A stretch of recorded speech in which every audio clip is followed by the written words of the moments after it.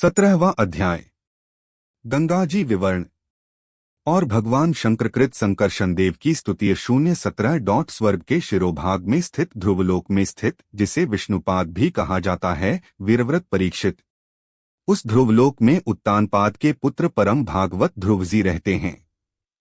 वे नित्य प्रति बढ़ते जा रहे हैं भक्तिभाव से। यह हमारा कुलदेवता चरणोदक है। इतना अच्छा, आज भी वह जल को बड़े आदर से स्टिटर चढ़ाते हैं। उस समय प्रेमावेश के कारण उनका हृदय अत्यंत गदगद हो जाता है। उत्कंठावश बरबस बुंदे हुए दोनों नयन कमलों से निर्मल आंसुओं की धारा बहती रहती है और शरीर में रोमांच हो आता है। दो इसके पश्चात आत्मनिष्ठ सप्तर्षिगण उनका प्रभाव जानने के कारण यही तपस्या की आत्यंतिक सिद्धि है, ऐसा मानकर उसे आज भी इस प्रकार आदरपूर्वक अपने जटाजूट पर वैसे ही धारण करते हैं जैसे मुमुक्षुजन प्राप्त हुई मुक्ति को। यूं ये बड़े ही निष्काम हैं। सर्वात्मा भगवान वासुदेव की निश्चल भक्ति को ही अपना परम धन मानकर इन्होंने अन्य सभी कामनाओं को त्याग दिया है। यहाँ तक कि आत्मज्ञान को भी ये उसके सामने कोई चीज नहीं समझते। वहां से गंगाजी करोड़ों विमानों से घिरे हुए आकाश में होकर उतरती हैं और चंद्रमंडल को आप्लावित करती मेरु के शिखर पर ब्रह्मपुरी में गिरती हैं। 4 यहाँ ये सीता, अलकनंदा, चक्षु और भद्रा नाम से 4 धाराओं में विभक्त हो जाते हैं और अलग अलग दिशाओं में उगती हुई अंत्येष्टि और नदंदियों के अधीश्वर समुद्र में गिर जाते हैं।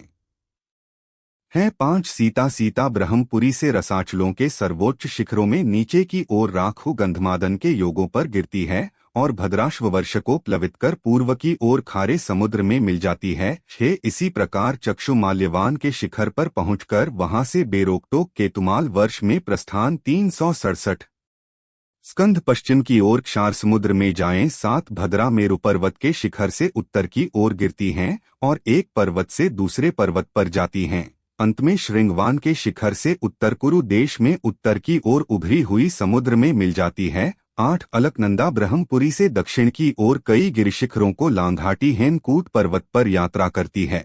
वहां से अत्यंत तीव्र वेग से हिमालय के सुमों को चिरती हुई भारतवर्ष में आती है और फिर दक्षिण की ओर समुद्र में जाती है। स्नान करने के लिए आने वाले पुरुषों को पद पद पर अश्वमेध और राजसूय आदि यज्ञों का फल भी दुर्लभ नहीं है। 9 प्रत्येक वर्ष मेरु आदि पर्वतों में दिखाई देने वाली और भी सैकड़ों नदियां हैं। 10 इन सब वर्षों में भारतवर्ष ही कर्मभूमि है। शेष 8 वर्ष तो स्वर्गवासी पुरुषों के स्वर्गभोग से बचे हुए पुण्यों को भोगने के स्थान हैं।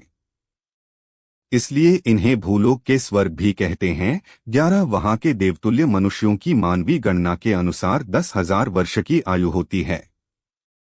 उनमें 10,000 हाथियों का बल होता है तथा उनके वज्रसदृश सुदृढ़ शरीर में जो शक्ति, यौवन और उल्लास होते हैं, उनके कारण वे बहुत समय तक मैथुन आदि विषय भोगते रहते हैं। अंत में जब भोग समाप्त होने पर उनकी आयु का केवल 1 वर्ष रह जाता है, तब उनकी स्त्रियां गर्भ धारण करती हैं। इस प्रकार वहां सर्वदा त्रेतायुग के समान समय बना रहता है। 12 वहां ऐसे आश्रम, भवन और वर्ष पर्वतों की घाटियां हैं जिनके सुंदर वनोपवन सभी ऋतुओं के फूलों के गुच्छे, फल और नूतन पल्लवों की शोभा के भार से झुकी हुई डालियों और लताओं वाले वृक्षों से सुशोभित हैं। वहां निर्मल जल से भरे हुए ऐसे जलाशय भी हैं श्रीम, जिनमें तरह तरह के नूतन कमल खिले रहते हैं और उन कमलों की सुगंध से प्रमुदित होकर राजहंस, जलमुर्ग, कारंडव, सारस और चकवा आदि पक्षी तरह तरह की बोली बोलते तथा विभिन्न जाति के मतवाले और मधुर मधुर गुंजार करते रहते हैं। इन आश्रमों, भवनों, घाटियों तथा जलाशयों में वहां के देवेश्वरगण परम सुंदरी देवांगनाओं के साथ उनके कामोन्माद सूचक हासविलास और लीला कटाक्षों से मन और नेत्रों के आकृष्ट हो जाने के कारण जलक्रीड़ादि नाना प्रकार के खेल करते हुए स्वच्छंद विहार करते हैं तथा उनके प्रधान अनुचरगण अनेक प्रकार की सामग्रियों से उनका आदर सत्कार करते रहते हैं। 13 इन 9 वर्षों में परम पुरुष भगवान नारायण वहां के पुरुषों पर अनुग्रह करने के लिए इस समय भी अपनी विभिन्न मूर्तियों से विराजमान रहते हैं। 14 इलावृत वर्ष में एकमात्र भगवान शंकर पुरुष हैं। श्री पार्वती जी के शाप को जानने वाला कोई दूसरा पुरुष वहां प्रवेश नहीं करता, क्योंकि वहां जो जाता है वही स्त्री रूप हो जाता है। इस प्रसंग का हम आगे नवम स्कंध में वर्णन करेंगे 15 वहाँ पार्वती एवं उनकी अरबों खरबों दासियों से सेवित भगवान शंकर परम पुरुष परमात्मा की वासुदेव, प्रद्युम्न, अनिरुद्ध और संकर्षण संज्ञक चतुर्व्यूह मूर्तियों में से अपनी कारण रूपा संकर्षण नाम की तमह प्रधान चौथी मूर्ति का ध्यान स्थित मनोमय विग्रह के रूप में चिंतन करते हैं और इस मंत्र का उच्चारण करते हुए इस प्रकार स्तुति करते हैं। 16 भगवान शंकर कहते हैं, रैना सभी गुणों की अभिव्यक्ति है उन अनंत और अव्यक्त मूर्ति ओंकार स्वरूप परम पुरुष श्री भगवान को। एक भगवान का विग्रह शुद्ध चिन्मय ही है, परंतु सहार अदो। नमो भगवते महापुरुषाय सर्वगुण संख्यायंताय अशून्य 17 नमस्कार है। भजनीय प्रभो, आपके चरणकमल भक्तों को आश्रय देने वाले हैं तथा आप स्वयं संपूर्ण ऐश्वर्यों के परम आश्रय हैं। भक्त की सामने आप अपना भूत भावन स्वरूप पूर्णतया प्रकट कर देते हैं तथा उन्हें संसार बंधन से भी मुक्त कर देते हैं, किंतु अभक्तों को उस बंधन में डालते रहते हैं। आप ही सर्वेश्वर हैं, मैं आपका भजन करता हूँ। 17 से 18 प्रभो, हम लोग क्रोध के आवेग को नहीं जीत सके हैं तथा हमारी दृष्टि तत्काल पाप से लिप्त हो जाती है, परंतु आप तो संसार का नियमन करने के लिए निरंतर साक्षी रूप से उसके सारे व्यापारों को देखते रहते हैं। तथापि हमारी तरफ आपकी दृष्टि पर उन मायिक विषयों तथा चित्त की वृत्तियों का नाम मात्र को भी प्रभाव नहीं पड़ता।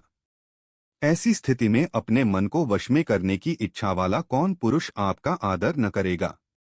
19 आप जिन पुरुषों को मधुआस्वादी पान के कारण अरुणनयन और मतवाले जान पड़ते हैं, वे माया के वशीभूत होकर ही ऐसा मिथ्या दर्शन करते हैं तथा आपके चरण स्पर्श से ही चित्त चंचल हो जाने के कारण नागपत्नियां लज्जावश आपकी पूजा करने में असमर्थ हो जाती हैं। 20 वेद मंत्र आपको जगत की उत्पत्ति, स्थिति और लय का कारण बताते हैं, परंतु आप स्वयं इन तीनों विकारों से रहित हैं, इसलिए आपको अनंत कहते हैं। आपके सहस्र मस्तकों पर यह भूमंडल सरसों के दाने के समान रखा हुआ है, आपको तो यह भी नहीं मालूम होता कि वह कहाँ स्थित है। 21 जिनसे उत्पन्न हुआ मैं अहंकार रूप अपने त्रिगुणमय तेज से देवता, इंद्रिय और भूतों की रचना करता हूँ। वे विज्ञान के आश्रय भगवान ब्रह्मा जी भी तामसी कार्यों का हेतु होने से इसे तामसी मूर्ति कहते हैं। अव्यक्ताय नम इति भागवत आपके ही महत्तत्व संज्ञक प्रथम गुणमय स्वरूप हैं। 22 महात्मन महत्तत्व इंद्रियभिमानी देवता, इंद्रियां और पंचभूत आदि हम सभी डोरी में बंधे हुए पक्षी के समान आपकी क्रियाशक्ति के वशीभूत आपकी कृपा से इस जगत की रचना करते हैं। 30 सत्ववादी मौलिक की सृष्टि से 369 मस्कंध मोहित हुआ यह जीव आपकी ही रची हुई तथा कर्मबंधन में बांधने वाली माया को तो कदाचित जान भी लेता है, किंतु उससे मुक्त होने का उपाय उसे सुगमता से नहीं मालूम होता। इस जगत की उत्पत्ति और प्रलय भी आपके ही रूप हैं, ऐसे आपको मैं बार बार नमस्कार करता हूँ। 24